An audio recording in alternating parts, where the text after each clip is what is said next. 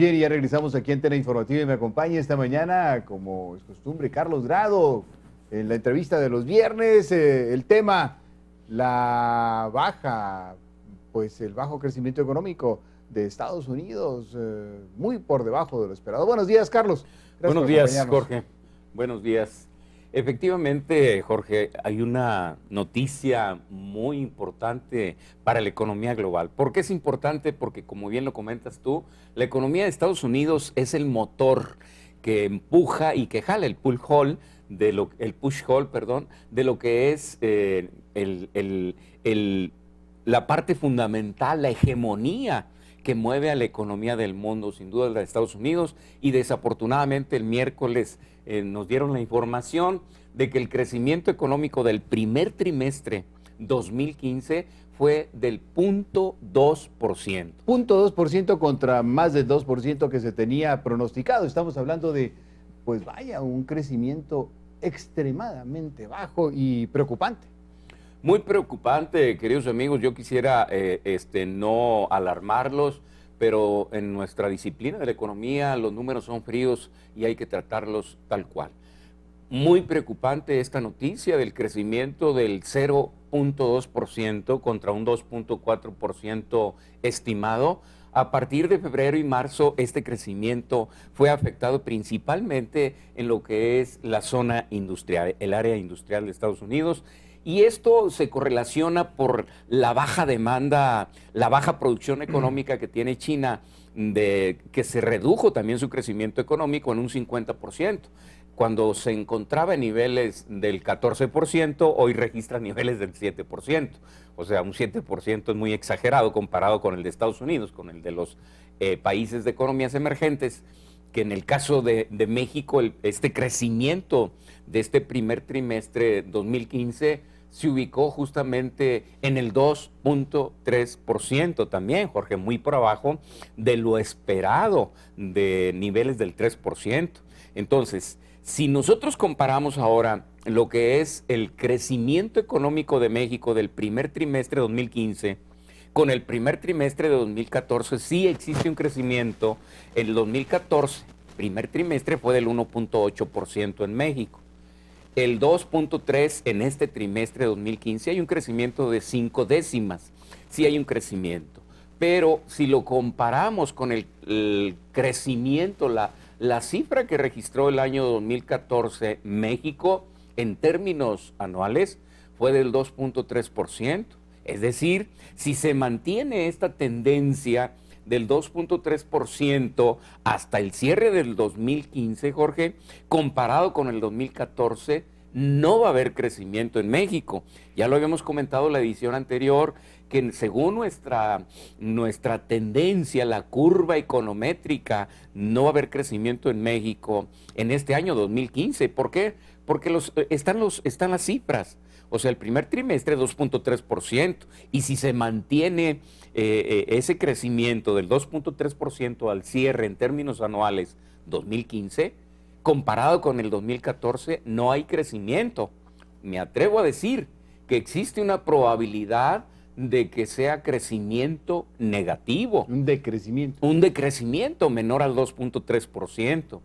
Si analizamos el crecimiento en México, Jorge, que es la variable económica fundamental que mide justamente la economía de los países, como es el Producto Interno Bruto, a eso me refiero cuando digo crecimiento económico, el 1.1% 2013, 2.3% 2014 y 2015, si nos ubicamos en el 2.3%, el promedio va a ser el mismo que tuvimos en los últimos 12 años de la administración de Fox y de Calderón, que en promedio en los 12 años fue del 1.8%.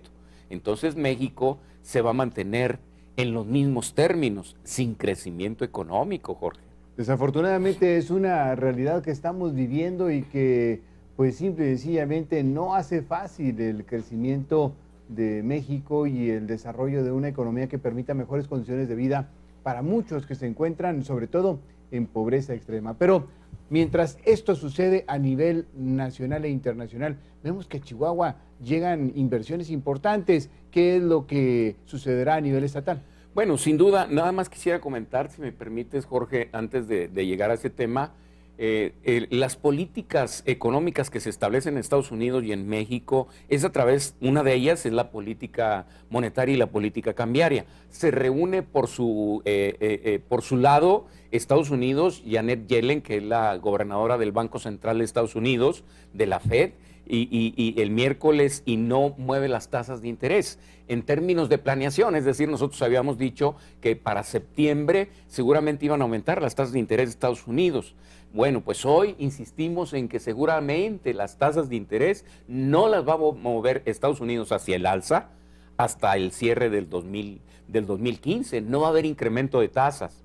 México también se reúne el Banco Central, Agustín Carstens, y no mueve la tasa del 3% en términos de planeación hacia el futuro, es decir, a junio, septiembre, trimestralmente a junio, septiembre y diciembre. Entonces, no va a haber incremento de tasas como lo habíamos pensado y pronosticado para el primer evento en junio, septiembre y ahora hasta diciembre. No habrá incremento de tasas. ¿Qué sucede? ¿Qué correlación tiene esto?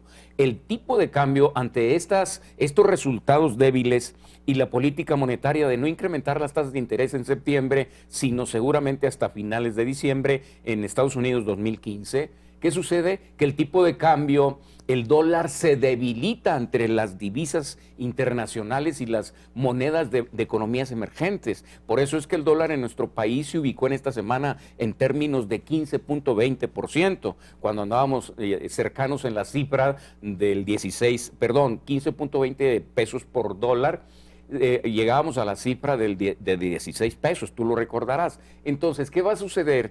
Que al no incrementar las tasas de interés de Estados Unidos, no se incrementa el tipo de cambio en las monedas emergentes de las economías emergentes. Esto quiere decir que en México seguramente no va a haber una volatilidad superior a los 15.50 en este año. ¿Por qué? Porque precisamente el factor fundamental era el incremento de las tasas de interés de Estados Unidos. ¿Qué es lo que sucede con esto, Jorge?